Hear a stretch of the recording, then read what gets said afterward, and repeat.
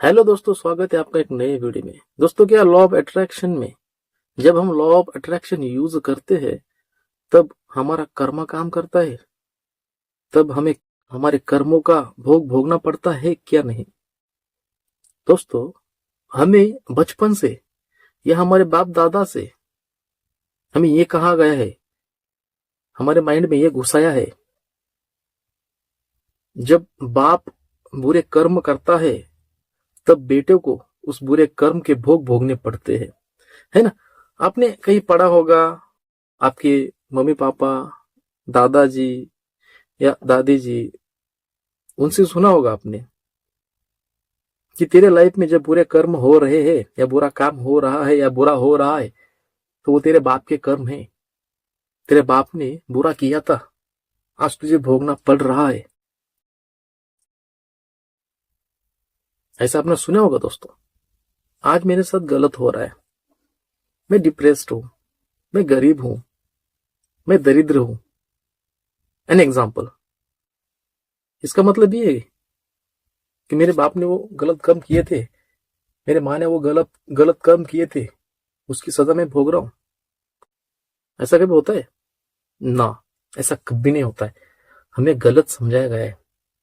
Murder बाप करेगा और बेटा जेल जाएगा, ऐसा नहीं होता है।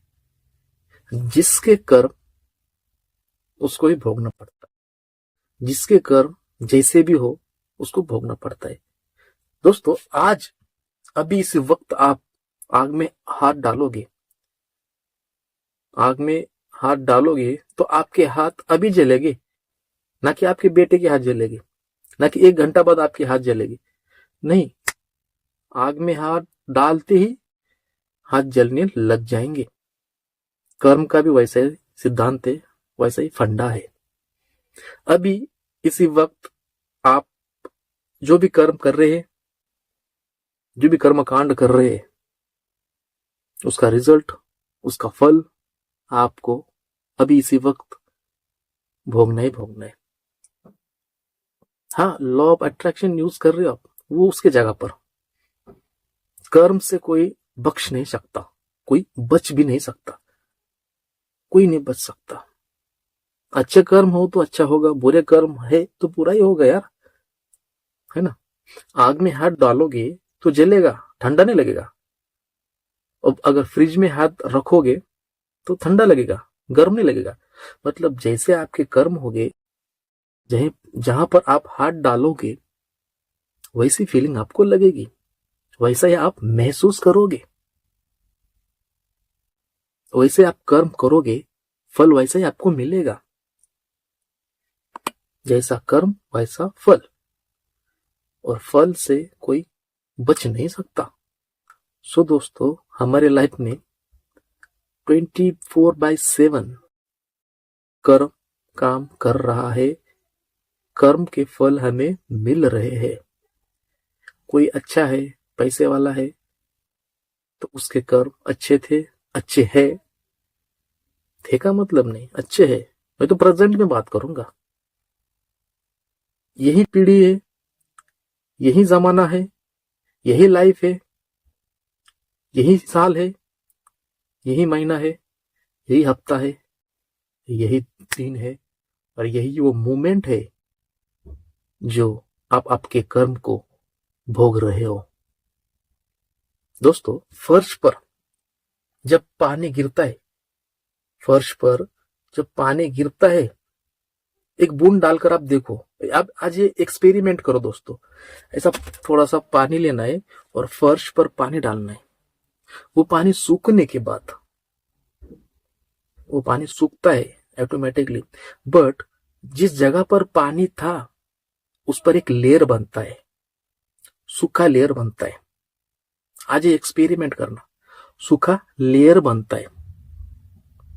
है ना। मतलब वो पानी ने भी अपना कर्म छोड़ दिया है,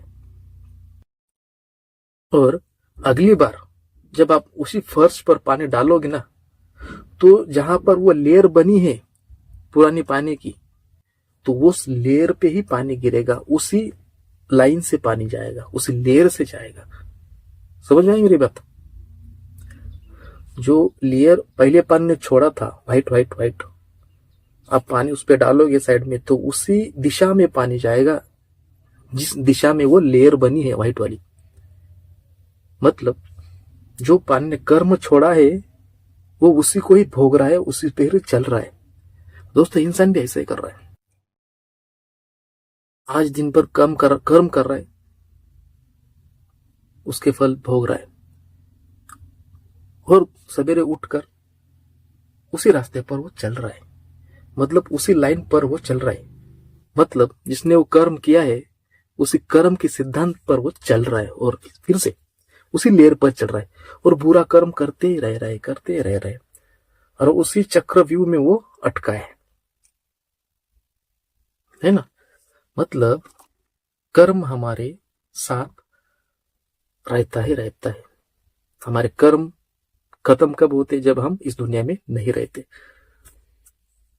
ओके, वो तो कहावत है, कर्म छोड़ के जाना है, पैसा थोड़ी छोड़ के जाना है, वो तो कहावत है, सॉरी। जब हम इस दुनिया से जाते हैं तो हम हमारे कर्म साथ लेकर जाते हैं, यानी छोड़ते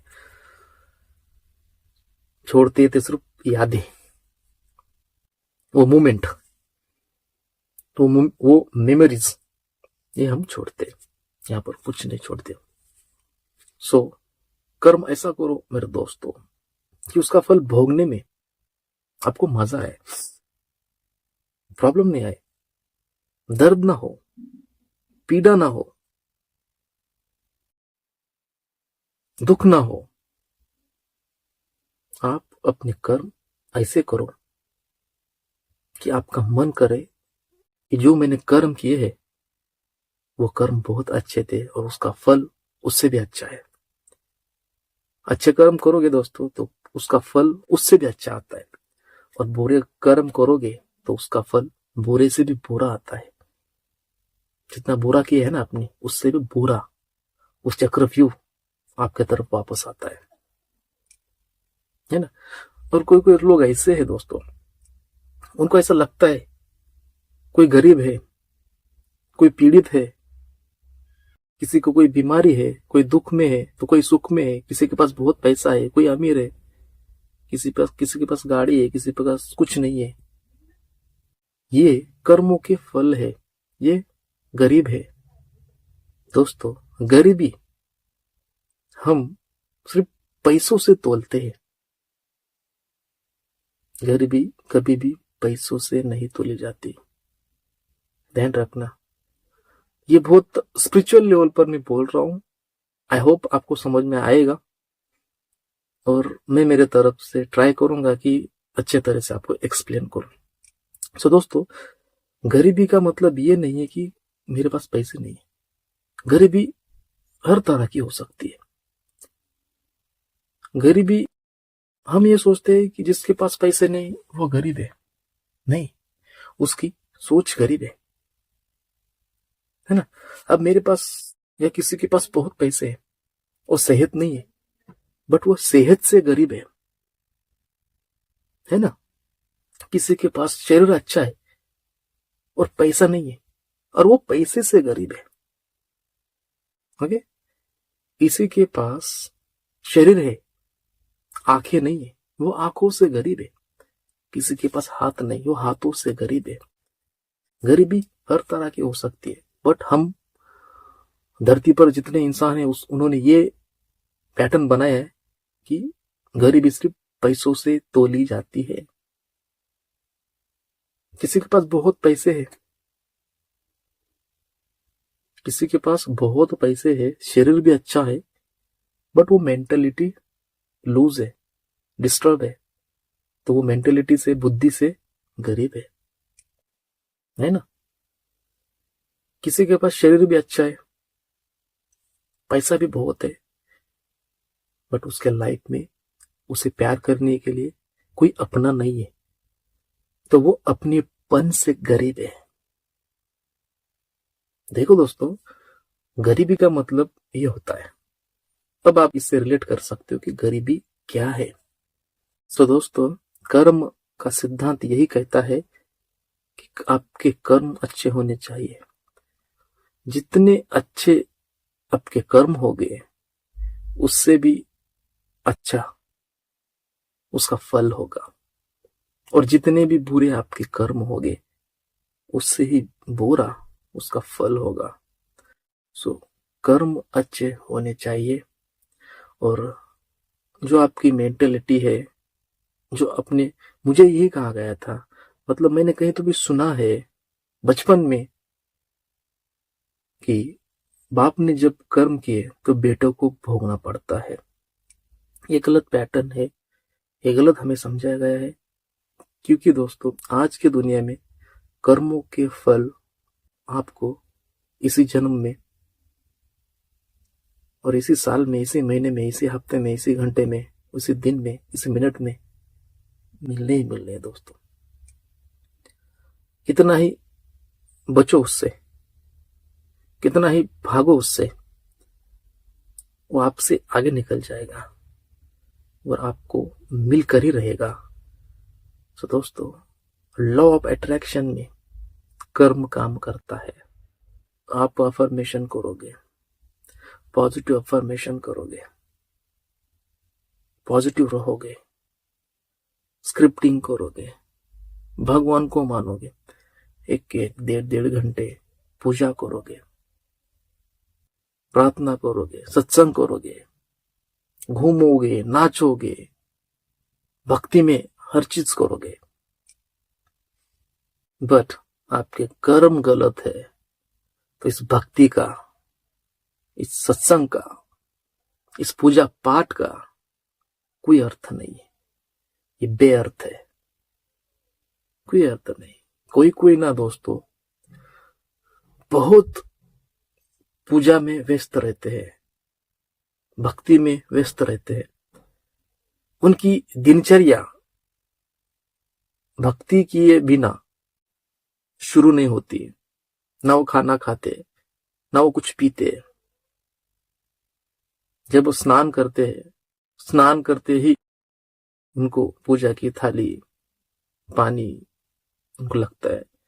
एक एक घंटा पूजा करेंगे, एक एक डेढ़ डेढ़ घंटा मग्न रहेंगे, मग्न रहेंगे अपने भगवान को खुश करने के लिए, मग्न।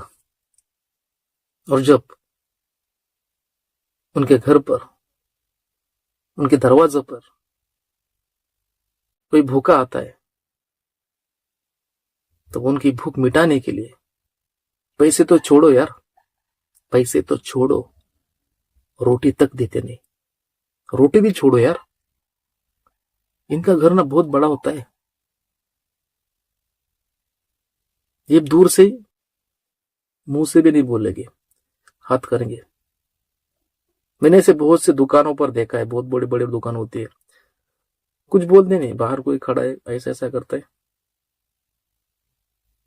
मतलब रिस्पेक्ट छोड़ो यार, आप मुंह से बोलो कि नहीं है मेरे पास, मैं ही भिखारी हूं, नहीं आप ऐसा करते हैं।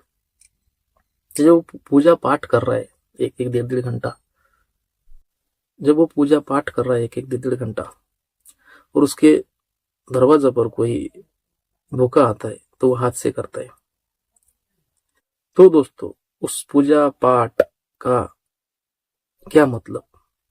कुछ फायदा है? नहीं। बट उसको लगता है कि मैंने बहुत पूजा पाठ कर लिया, भगवान को खुश कर दिया, और जो दरवाजे पर भूखा आया था उसको तो भूखा ही छोड़ दिया ना तूने। सो कर्म करते जाओ मेरे दोस्तों, कर्म का फल आपको कभी भी अच्छा ही मिलेगा जब आपके कर्म अच्छे हो गए तब। और दोस्तों इससे पहले आपके कर्म गलत है तो अभी भी आपका टाइम नहीं गया है। आप अपने कर्म को कहीं से भी सुधार सकते हो, अपने लाइफ को कहीं से भी सुधार सकते हो। ऐसा नहीं कि मैंने बहुत बुरे कर्म किए हैं, अब ये सही नहीं होगा, अब कहाँ लाइफ मेरी सुधरेगी, अब कहाँ बर्डन्स आएगा, अब कहाँ मैं भगवान को खुश करूं, अब कहाँ मैं इंसान को खुश करूं। नहीं, आप जहां भी हो, जैसे भी हो, जिस भी सिचुएशन में हो, आप अपने कर्म को सुधार सकते हो। कोई कोई लोग ना यार गंगा नहाते हैं, तो भाई गंगा में नहा लिया तो पूरे पाप धो दिए। अब वो तो कहावत तो आपने सुनी होगी, जितने भी बेंडक है, मछलियां है, वो तो गंगा में रहते हैं। आप तो भी साल में एक बार जाते हो, गंगा नहाते हो, पूरे पाप धोते हो, ऐसी मेंटेलिटी आपकी। और वो बेचारे दिन रात उस पानी में है, गंगा में, तो उनके कर्म कैसे होने चाहिए। आप तो जब नहाने जाते हो तो पैर के नीचे उस बेंडक को मारते हो, है ना, पैर के नीचे दबाकर उनको मारते हो, मछली को मारते हो। उनके पाप क्यों नहीं धुलते हैं। सारा खेल मेंटलिटी दोस्तों, ये किसी ने बनाया है पहले से, बहुत सालों से वही पैटर्न फॉलो करते आ रहे हैं। ठीक है, किसी का मन शांत होता है, अंदर से खाली होता है, तो उनके सेटिस्फेक्शन के लिए इनफ अच्छा है, मैं उनके अगेंस्ट नहीं हूं। बट ये मेंटेलिटी नहीं, आप बुरे कर्म करो, साल भर किसी को मारो, दर्द दो, रुलाओ, और गंगा में नहाने जाओ पाप धोने, ये गलत है। इससे आपके पाप नहीं धुलने वाले ना, निकलने वाले। पाप धुलते अच्छे कर्मों से, अच्छे कामों से, मीठी बोली से। ऐसे नहीं कि गंगा नहाया और पाप धुले, गावा आए, दुकान पर बैठे, 1 किलो शक्कर देना है, 900 ग्राम दे दिए, और भाई अभी तो आए हम पाप धो के। क्या होता है, 1 साल में और पाप धोने करेंगे, 1 साल में पाप करेंगे और गंगा जाएंगे, पाप धो के आएंगे। ये ऐसी मेंटेलिटी होती है। कर्म के फल आपको आपके घर पे मिलने इसी जन्म में, इसी साल, इसी महीने, इसी हफ्ते, इसी दिन, इसी घंटा, इसी मिनट में। कर्म से कोई बच नहीं सकता, अच्छे कर्मों से भी और बुरे कर्मों से भी, ये आप पर डिपेंड है। दोस्तों अगर ये वीडियो आपको अच्छा लगा तो प्लीज चैनल को सब्सक्राइब करना और बेल आइकन को भी हिट करना। Thank you so much for being with me, love you all, bye bye.